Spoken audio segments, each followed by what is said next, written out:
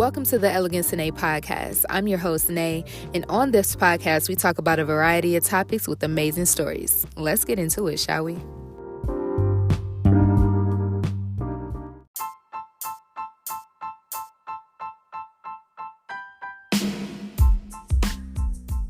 Hey guys, before we begin the show, we just want to give a quick shout out to TC's Art Gallery. That is T as in Tom, C as in Cat, S as in Sam, Art Gallery. They do amazing social media advertisement, logo design, website design, and they even help with social media management. Check them out today at tcsartgalleryllc.square.site. All right, let's start the show.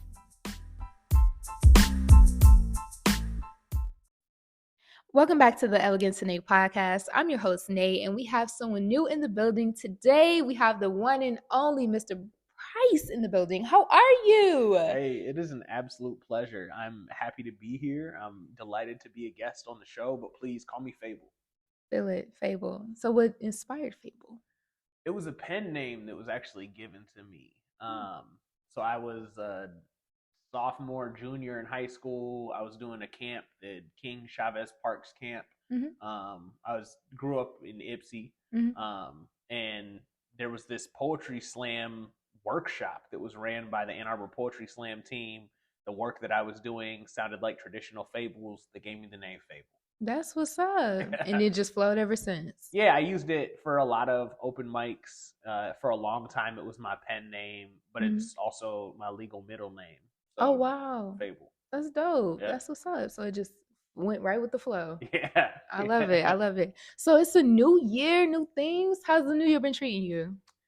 I feel really fortunate. I think that with a lot of things in life, a lot of people will be like, man, how do you feel fortunate?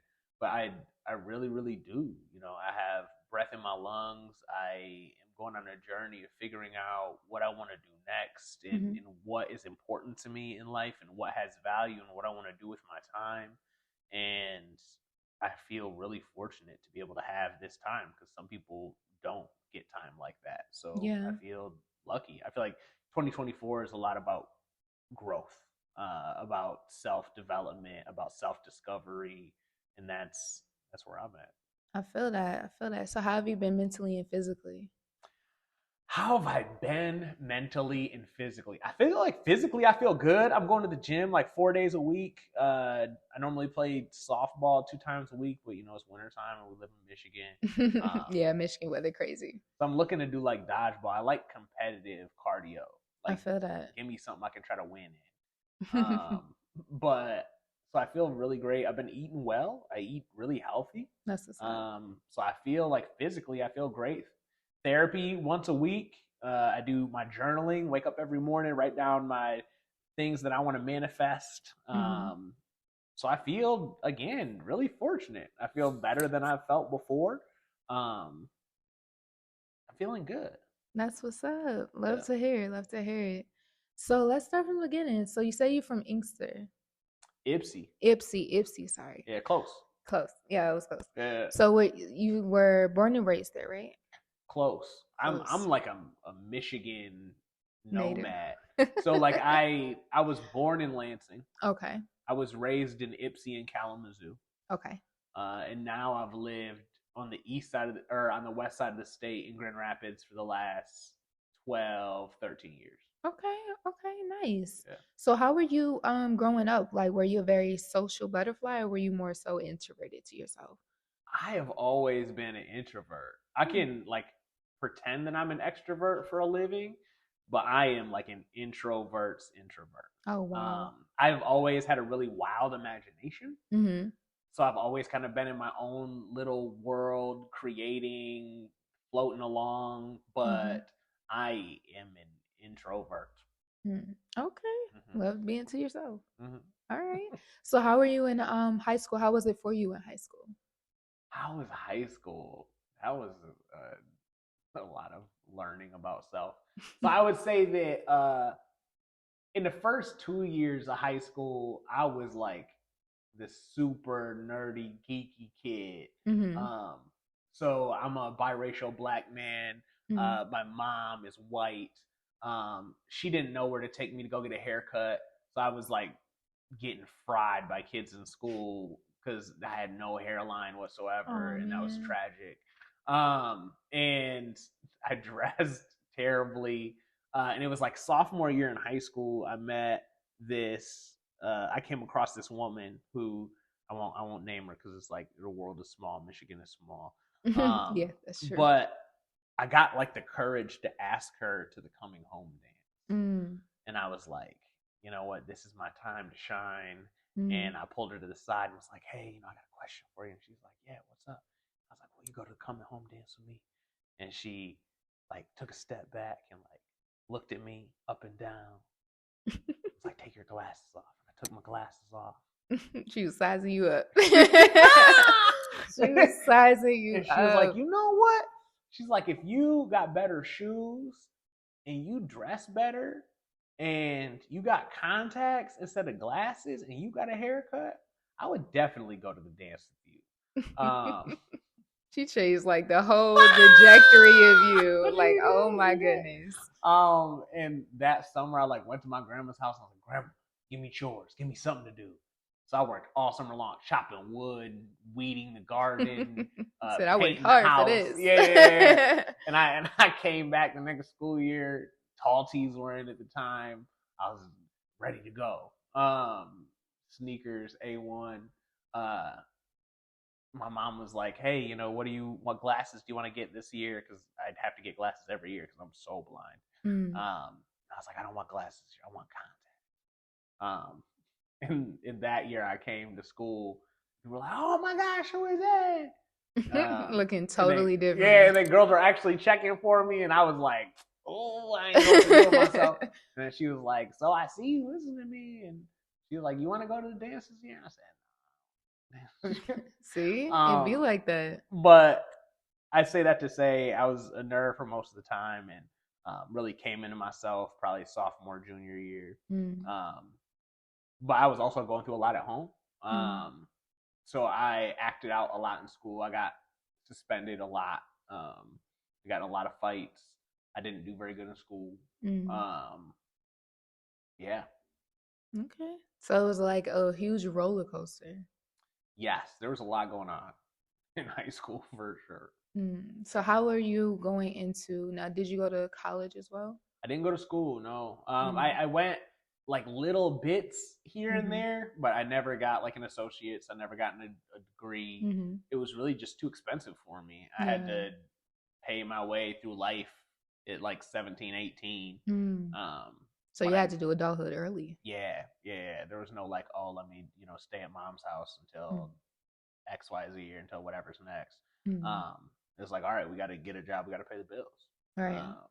So paying for school felt impossible on top of paying for rent, on top of paying for public transit, on top of paying for food.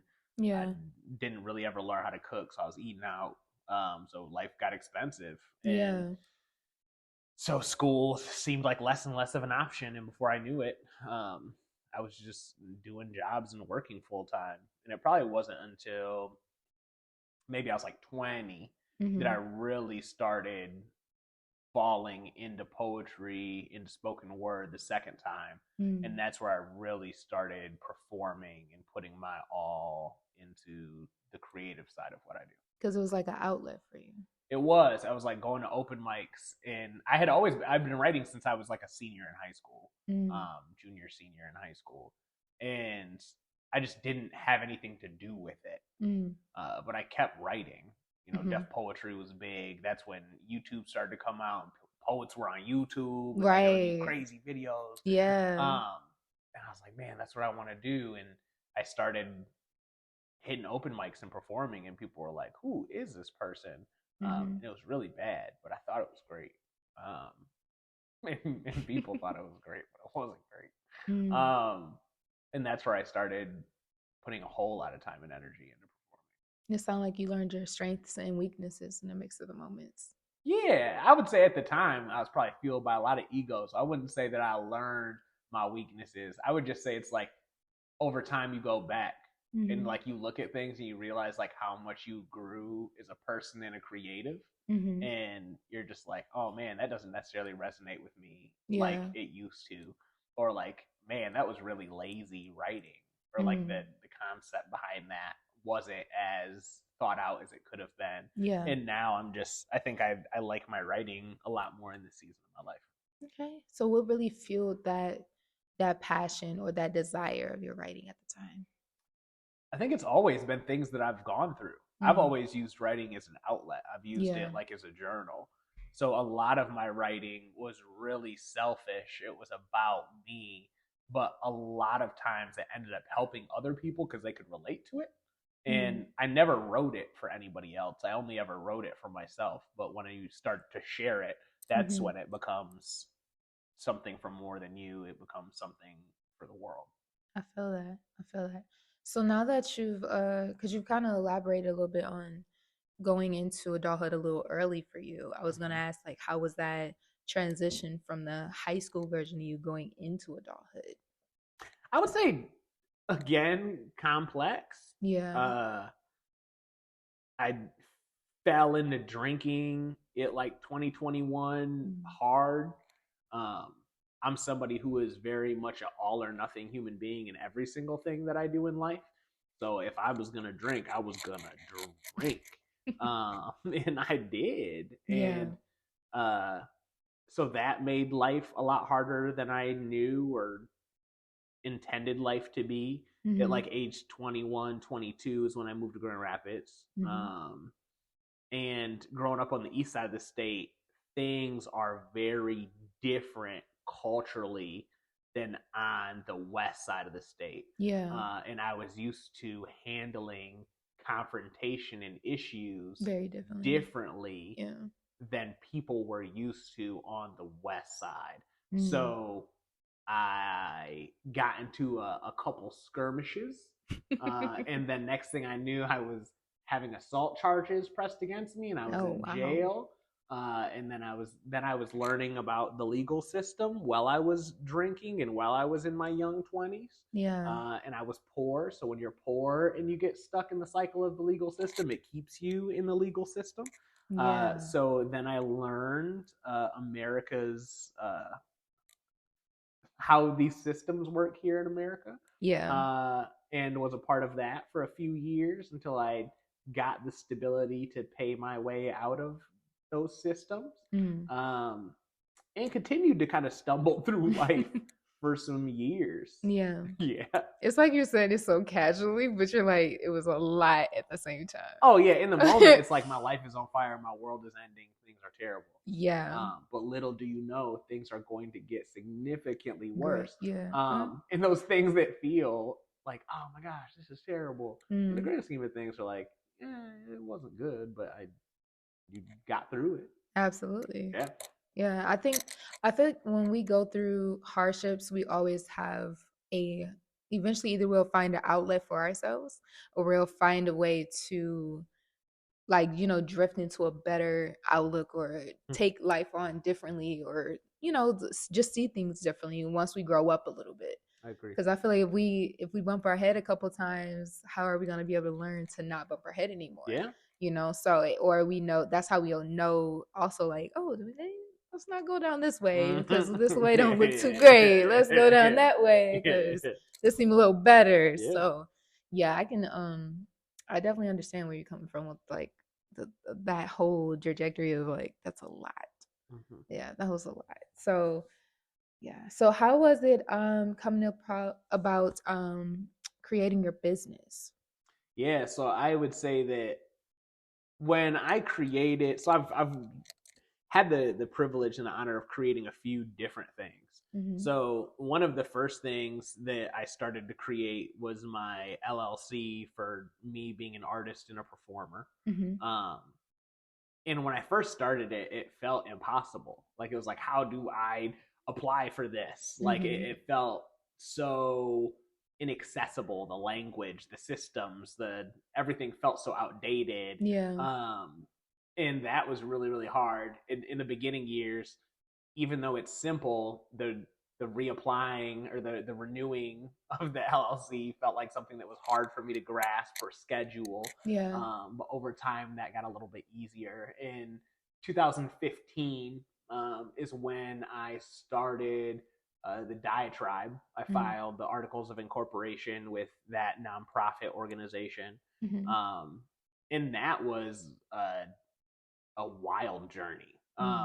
That was a journey that I feel like I'm still unpacking and learning from. But it was a nonprofit organization that we took from filing the Articles of Incorporation, so it didn't have a budget, and then scaled that to being like a $4 million organization. In the last year of me being the executive director, raised somewhere around $6 million. Nice. To create a youth center in our city named after Mr. Emory Douglas, who was the Minister of Culture for the Black Panthers during his tenure. And we did a bunch of amazing things. That organization still does a ton of amazing things. So that was one business. And then now started a new consulting business, the Regroup.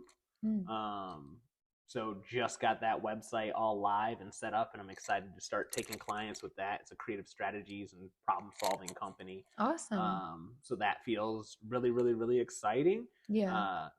I also just became a certified death doula. So I have a really unique experience with walking close and alongside people who are dying. And I was like, man, what if I could use these experiences to help others as they are navigating grief in the death and dying process. So in part of my midlife crisis, I was like, let's become a death doula. So I haven't started taking clients yet with that, but I'm building out the website to where I can start doing that as well.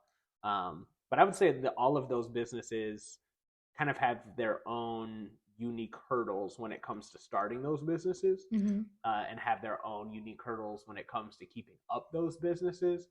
But also I'm somebody who likes to drink out of a fire hose. So it's like also like there's a lot going on, but like my brain is used to that. It's probably a trauma response. But yeah. It's like where your comforting is. Yeah. It's like, oh yeah, in the trauma. Yeah, the lot. Yeah. Live there. Yeah. But it sounds like you're really diving into so many different fields, so many different things, but they're also in a way connected in some way, shape, or form. Yeah, I would say that that's very accurate. So like I'm combining a lot of what I'm doing into almost like my individual identity as a creative. So like the new website that's getting ready to be launched is all marcelfableprice.com. And it's like there people will be able to learn about me as the artist, learn about me as the doula, learn about me as the multi-hyphenate creative. It's all of you. Yes. But if people are like, oh man, I want to work with that person in a professional sense when it comes to consulting, there'll be like a link to the Regroup page that will bring them there for that. That way everything is all under one umbrella. So I'm trying to get better at like consolidating these things. That way I can also track, all right, what's the revenue from these different things, so I understand where I need to put energy, or where I need to prioritize my time. But that's a process that I feel like I'm doing in real time. Yeah, I feel like every stage is a process, and we can't rush certain things either. Otherwise, because I feel like if the more that we put our time into things and we try to rush things, the things we'll end up missing something. Facts. So I feel like if we take our time, then we'll be able to carry on our mission lightly and have everything fully officiated the way we see it out to be. I agree. That is the better way to do things. Absolutely.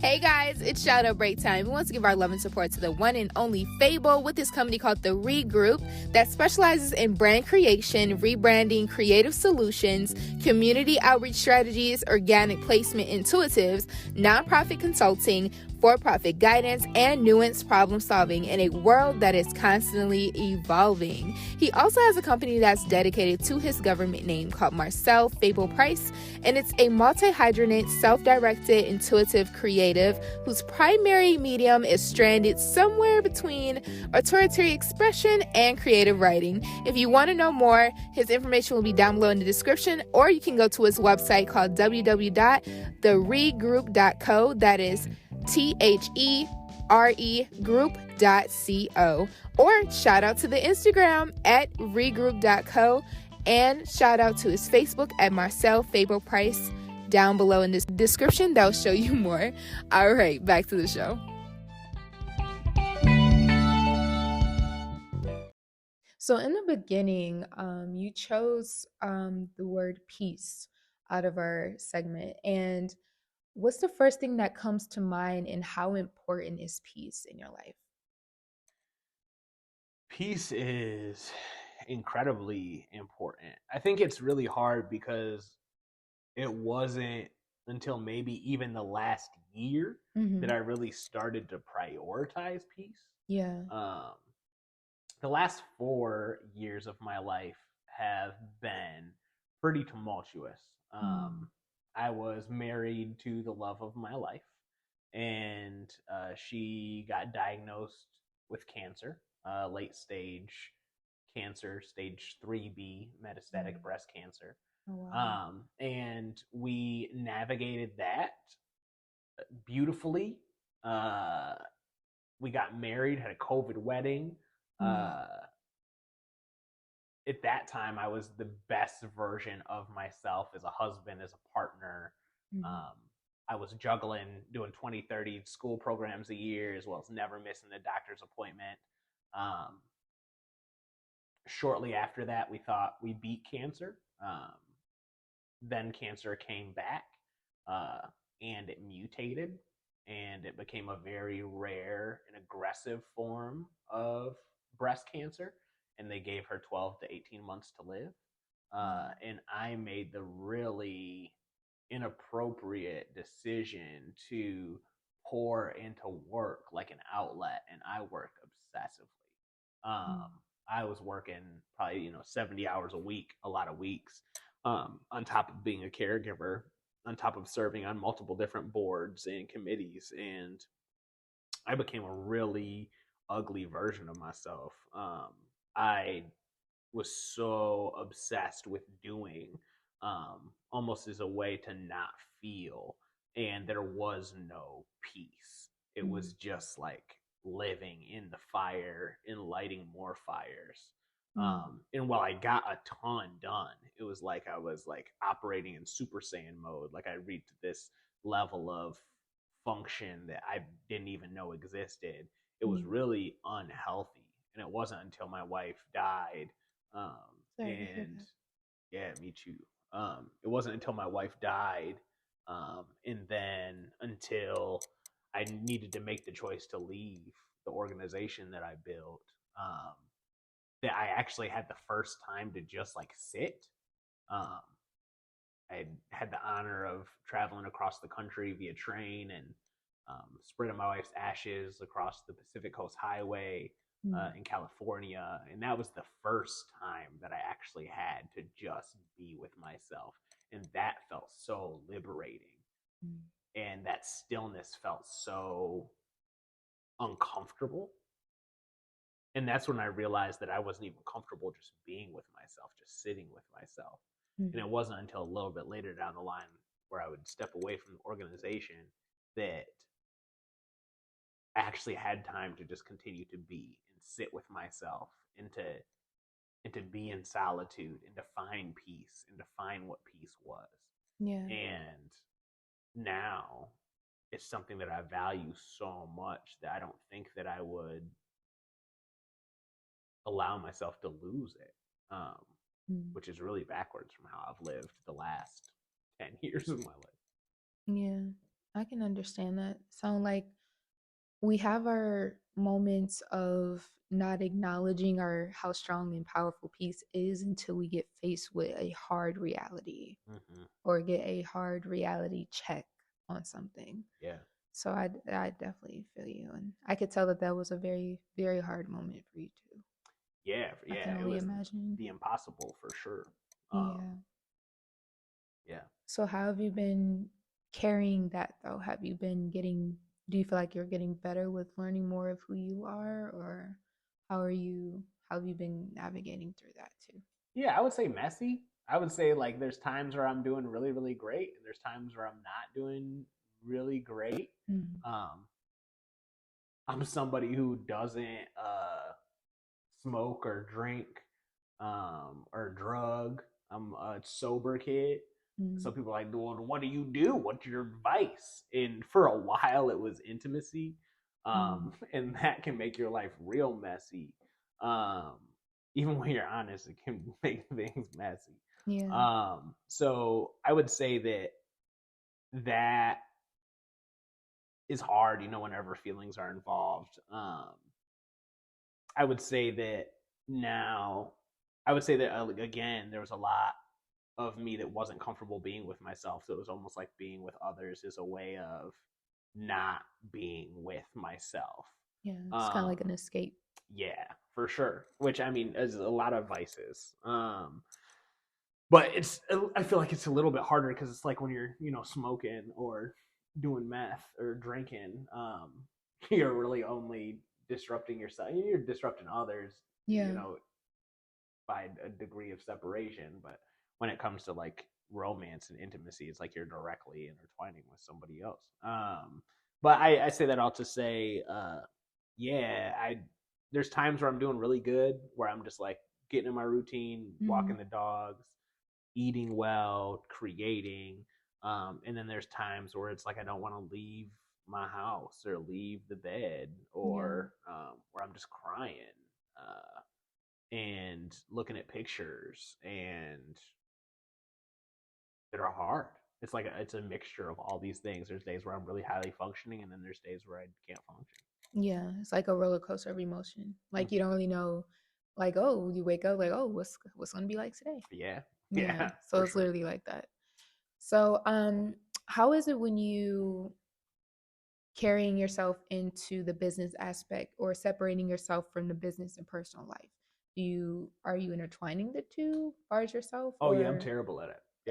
I'm real bad. That's part of what happened with the organization that I founded. So I'm somebody who, like, almost to a fault, is the same person every single space that I'm in. That's if I'm to a degree. It's like a lot of people see it as refreshing because then it's like, oh, this person is genuine. But then also it can come off as really unprofessional if somebody's like, oh, this is how you're supposed to act in a professional setting. And also when it comes to corporate America, when it comes to nonprofits, people have, these hard expectations on how people are supposed to function in spaces, but some of those things come from like wild professionalism standards and white supremacy culture and all of these other things. But also some of them come down to like, oh man, if you're mad at somebody and they're your friend, you can't say, hey man, you need to leave me alone, or if you throw an F-bomb in there, it's like, no, that's your employee, that's not your friend, so it's like you need to walk this tightrope of like, no, like, all right, I need to be professional in professional spaces, and I need to be interpersonal with my interpersonal connections. And really like putting these different versions of myself and these different aspects of myself in different buckets. And that's something that I feel like I've started to get really, really good at, is I've started to identify who my people are, who my tribe is, what are personal and professional connections, letting them live in the spaces where they live and not merging the two. I would say in this season of my life, I'm getting better at that, but historically I was terrible at it. I feel that. I think that it's for some people, it depends on how your character is, how you carry yourself, or also the energy or how people make you feel when you're in a certain space. That usually shows of how, if you're supposed to be professional, if someone's being super friendly or they feel like you're talking to a friend, it's kind of hard to be just instantly professional. Versus when you're in a personal setting, you're like, okay, and now we're talking about business. Do I talk business or do I just talk my same way? And I think, that's part of the tightrope. Is like one of my former employees reached out to me today, coworker, and he was like, man, I miss the way that you affirmed me. I miss the way that you like pour into me. Because I'm very much like, I'm going to big people up. Like I'm gonna build up people. I'm gonna shower them in love and appreciation. But also it's like when things go hard at work, like that can almost feel like, man, when I'm doing good, I'm being poured into with all of these great things. And like when things are hard, there's this distance. Yeah. And that can be hard to navigate in an interpersonal way, right? Yeah. So I feel like even outside of that, when it comes to like artistry and personal art and being an entrepreneur, it's like, oh man, I want to support this person's business because they always support me. But it's like, where does that end? Like, Yeah. does it That's actually a good end question. because you are like, oh, you're a fan of their food? Or do you not like their food, but you like them as a person, so you want to support them as a person? Or does it end with like, oh, you know, they just got this job and, you know, they're really not consistent when it comes to their, you know, culinary skills, but it's like, do I want to make this professional connection with this because they're not consistent, but also I do support them, and it's like you're constantly going through this weighing. So like I feel a juggle effect. Yeah. And I feel like it's hard for me because I'm somebody. It's like if I'm a ride for somebody, I'm gonna ride for them until the wheels fall off, and that's just how it is. And it's just like, no, you can't operate that way. Yeah. Because there's number one, there's not always reciprocity. Number two, people don't always see the value in you the way you see in them, or you don't always see the value in them the way they see in you. Yeah. So it's like you got to constantly go through this process of checking and cataloging. Where do I feel? Where am I at? Where are they at? Yeah. And you have to constantly check in on those friendships, or else you're going to let people down.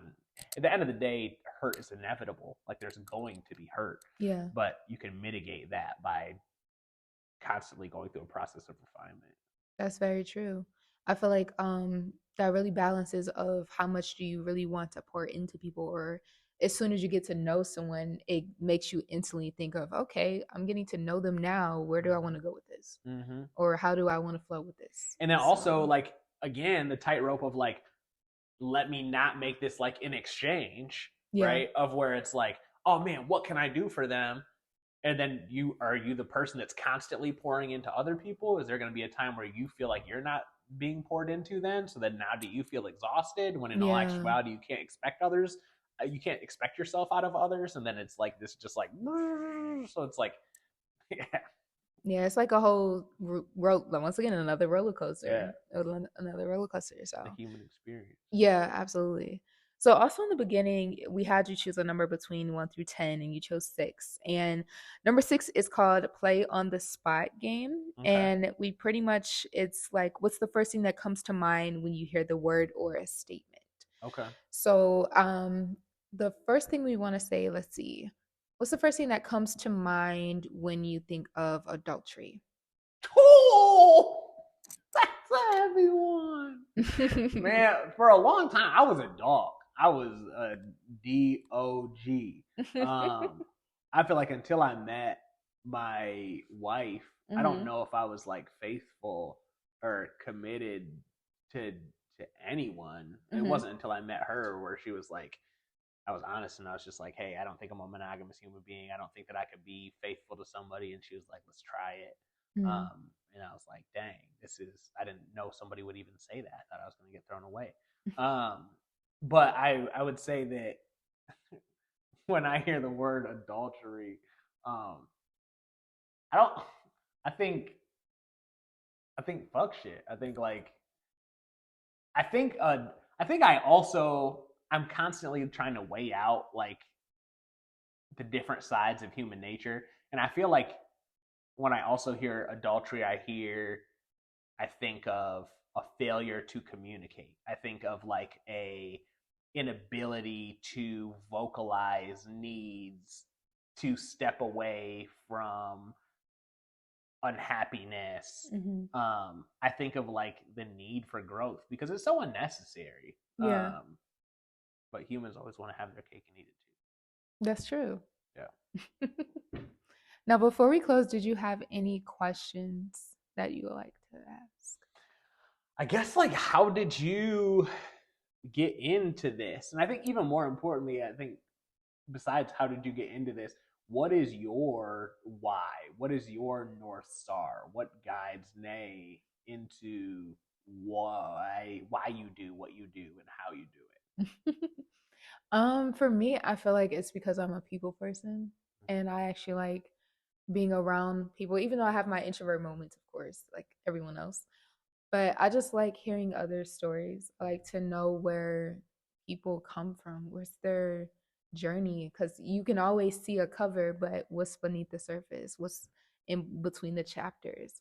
Like I said before, I always say a statement of like, if I come in a library and I come across a book with their name on it, what's in the chapters? What I'm gonna open?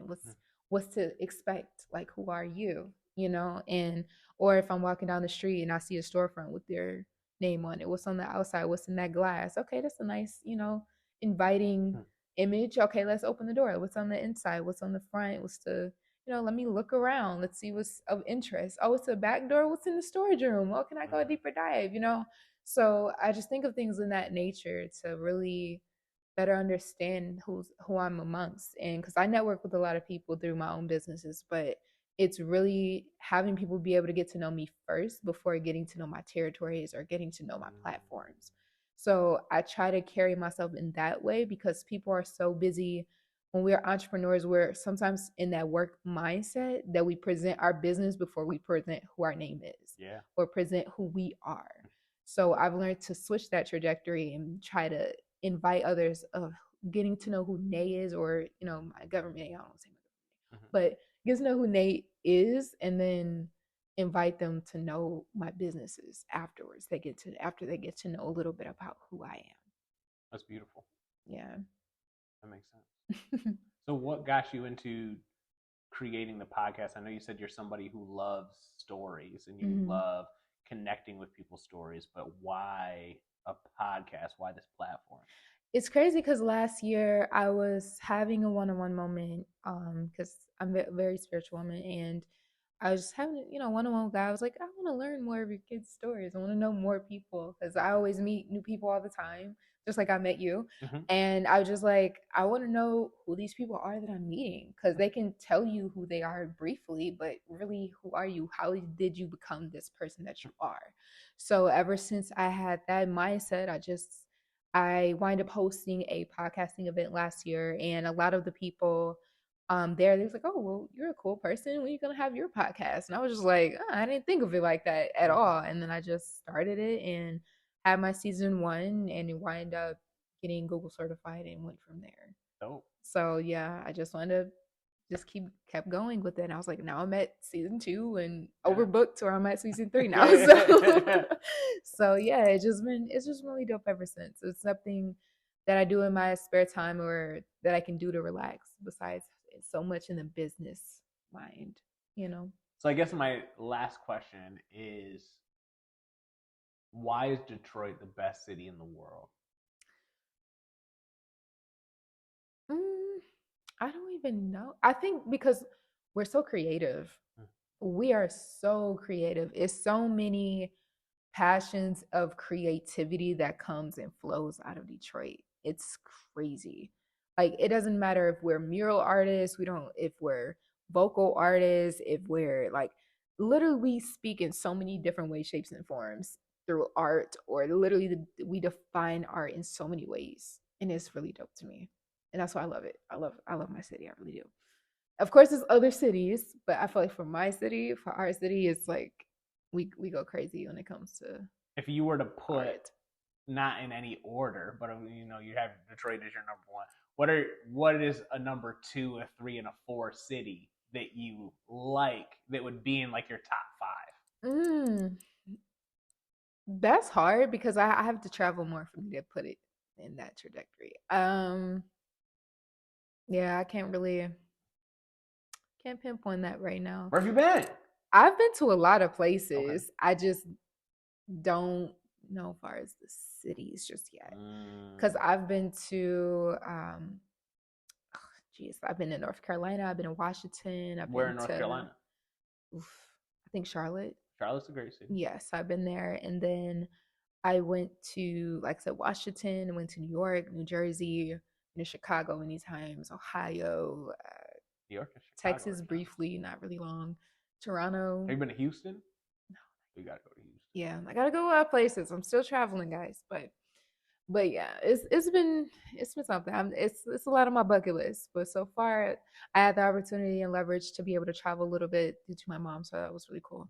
But yeah, if you can, there's actually a train that goes from Michigan to New Orleans. Mm. And if you take like a week, take a train, it'll take like a day or two down to New Orleans. Mm-hmm. You could spend part of the week in New Orleans, go over to Houston, spend part of the week in Houston.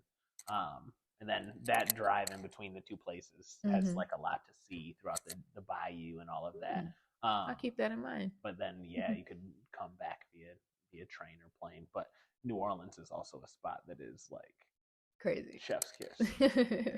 Yeah, I also love Toronto too.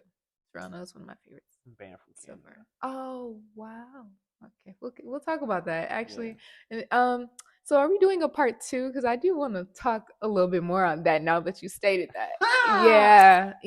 We'll see. Let's see what listeners think, and if they want to hear other stories or why band from Canada, then we can get through. All right, guys, make sure to stay tuned for that part 2. Listen out on our Patreon, or you have to become a subscriber though in order to get that part 2.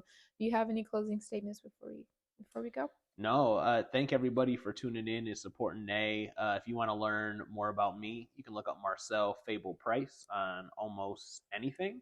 You can go to marcelfableprice.com. The website should be live then, theregroup.co. Or you can find me on Facebook, Instagram, and my link tree is probably out there somewhere. But yeah, hit me up. Yeah, all of his information will be down below, guys, in the description. Until next time, guys, see ya.